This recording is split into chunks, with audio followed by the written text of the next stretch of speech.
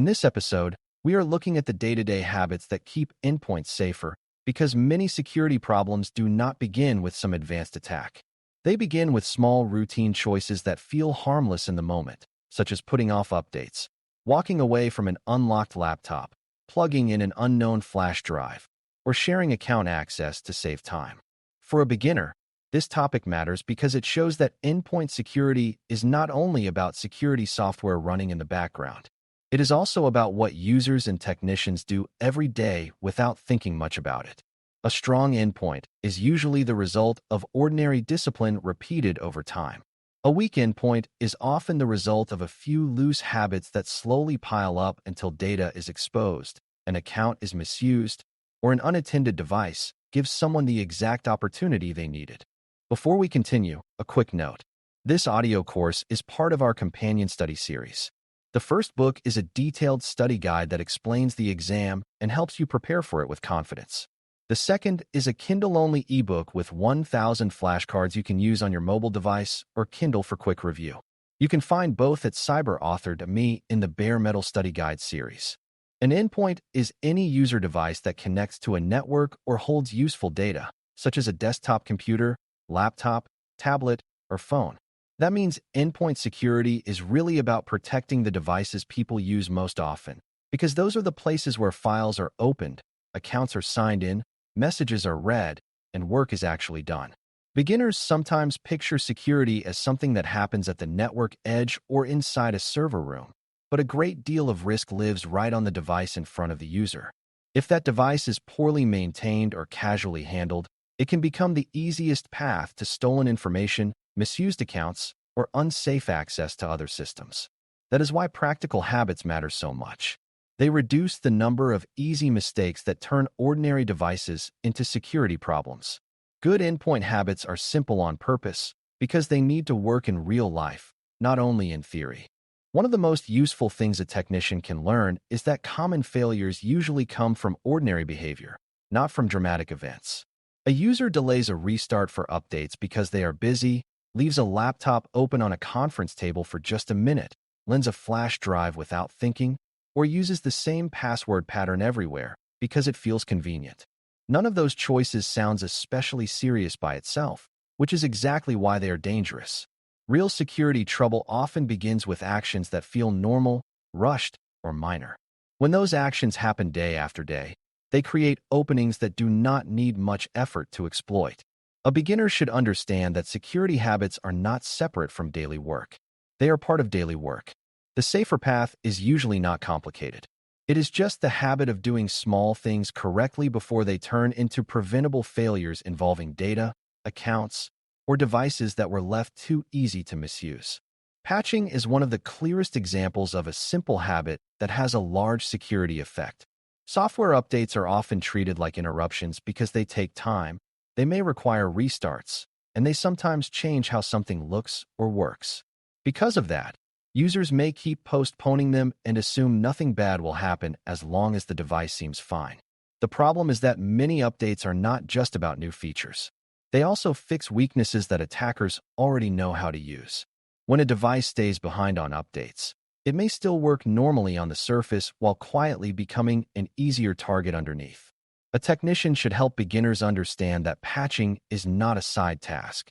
It is one of the main ways an endpoint stays current against known problems.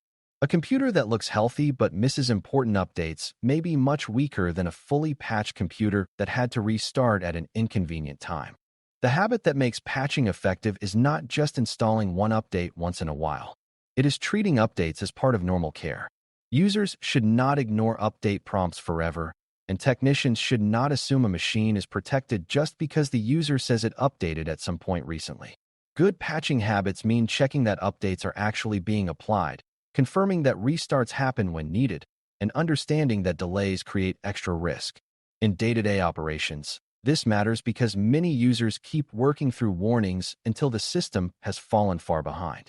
Then when a problem appears, the cleanup becomes much harder than the update would have been. A beginner should also understand that patching includes more than the operating system. Browsers, productivity tools, security tools, and other common applications all matter. Endpoint safety improves when the whole device is kept current, not just one part of it, while everything else quietly ages into weakness. Screen locking is another habit that seems small until you picture what an unattended device really contains. A signed-in computer is not just a machine turned on at a desk. It may already have email open, files available, passwords saved in sessions, cloud tools connected, and internal resources ready to use. If a user walks away and leaves that device unlocked, they are leaving all of that access sitting there for anyone nearby to touch. In an office, school, library, hotel, or shared home space, that can be enough for someone else to read messages, send email as the user, copy files, change settings, or misuse the account without needing to guess a password first. A beginner should understand that screen locking is not about distrust of coworkers or family members. It is about respecting how much power an active session already has.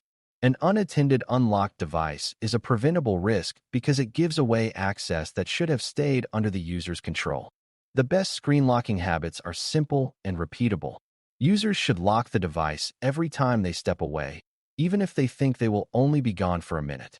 That minute is long enough for trouble if the wrong person is nearby or if a curious person decides to test what they can do. Automatic lock settings also matter because people forget, get distracted, or believe they will come right back. A technician should make sure endpoints are set to lock after reasonable inactivity, so the system helps protect itself when the user fails to do it manually. This is a good example of user habit and technical support working together. The user should form the habit of locking the screen, and the technician should support that habit with settings that limit the damage when the user slips. A safer endpoint is often built from exactly that kind of pairing, where good behavior is reinforced by sensible system controls rather than being left to memory alone. Unattended devices need more than just screen locks. They also need good physical habits. A laptop left in a car, on a cafe table, in a classroom, or in a conference room is not just a missing object if it disappears. It is a possible data exposure event, an account risk, and a support problem that can spread beyond the device itself. For beginners, this is important because people often think about stolen devices mainly in terms of cost. They worry about replacing the hardware and forget that the bigger issue may be what was on it or what it could still access. A technician should teach users to treat devices like containers of information and access, not just pieces of equipment. Keeping an endpoint physically close, storing it carefully, and avoiding casual abandonment are part of security. When devices are left behind, borrowed without control, or handled carelessly in public spaces, the organization loses more than just convenience. It may lose trust in the data and accounts tied to that device.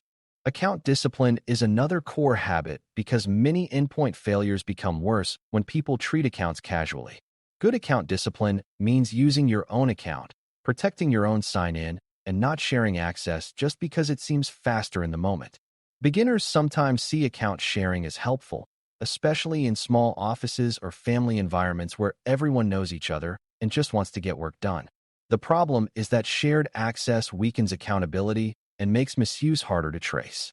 It also creates extra exposure because one careless person can affect everyone tied to that shared account. A technician should encourage the simple rule that each person should use the access assigned to them, and only that access. If someone needs more access for a legitimate reason, that should be handled properly, not by passing around credentials. Endpoint security improves when accounts remain personal, controlled, and clearly tied to the right user instead of becoming shortcuts that blur responsibility. Account discipline also includes the habit of not staying signed in everywhere longer than necessary. A user who leaves accounts open on shared systems, saves credentials on untrusted devices, or keeps long-running sessions active without thinking may create risk even if nobody ever guesses the password. Sometimes the problem is not the secret itself. The problem is the access already sitting there waiting to be used. A beginner should understand that logged-in accounts are valuable targets because they skip the hardest part for an attacker. The user has already done the login step. That is why it matters to sign out when appropriate. Avoid using personal or work accounts on devices that are not trusted, and pay attention to where credentials are being stored. A technician does not need to turn this into a lecture about every possible setting. It is enough to explain that access discipline matters because accounts are easier to misuse when the user has already left the door open for the next person. Removable media control is another practical endpoint habit that protects both data and device safety. Flash drives, external drives, memory cards, and other portable storage tools are useful because they make it easy to move files from one place to another. That same convenience is what makes them risky. A removable device can carry malware from one computer to another, or it can carry sensitive files out of the environment with very little effort. Beginners often think of removable media as neutral because it is so familiar, but the security problem is that a small storage device can move data or threats quietly and quickly. A technician should teach users not to plug in unknown devices, not to trust borrowed media automatically, and not to assume that because a flash drive looks ordinary it is safe. Endpoint protection gets stronger when removable media is treated as something that needs control, not just as a harmless office tool that can be used anywhere without concern. There is also a data handling side to removable media that matters just as much as malware prevention. A user may copy work files to a flash drive for convenience, take it home, and then lose it without realizing that sensitive information just left the building with no real protection around it. In another case, someone may plug a personal drive into a work computer and move files without thinking about whether that transfer was allowed or wise. A beginner should see that removable media creates both inbound and outbound risk. The device may bring something harmful in, and it may also take something valuable out. That is why control matters. Technicians may support settings or policies that limit removable storage use, but the user habit still matters too. The safest behavior is to use approved storage methods, know what kind of data should never be copied casually, and avoid treating portable media like an everyday shortcut when safer options already exist. These endpoint habits work best when users and technicians support each other instead of acting like security is the other person's job. Users need simple rules they can remember under pressure, such as apply updates, lock the screen, protect the account, and be careful with portable storage. Technicians need to support those rules with settings, reminders, patch management, access controls, and practical guidance that fits real work. Beginners sometimes imagine the technician as the person who fixes security after the mistake. A better view is that the technician helps shape safer behavior before the mistake happens. That may mean making updates easier to complete, making lock settings sensible, limiting removable media where appropriate, and explaining risks in plain language. A strong endpoint usually reflects that shared effort. Good habits from the user and good support from the technician reinforce each other and reduce the number of common failures that would otherwise keep repeating. As we close, the big lesson is that endpoint security is often built from ordinary habits that protect devices, data, and accounts during normal work. Patching keeps known weaknesses from staying open too long. Screen locking protects active sessions when devices are unattended. Physical care for laptops and other endpoints reduces the chance that lost or stolen hardware turns into a larger security problem. Account discipline keeps access tied to the right person and prevents careless sharing. Removable media control reduces the risk of carrying malware in or data out.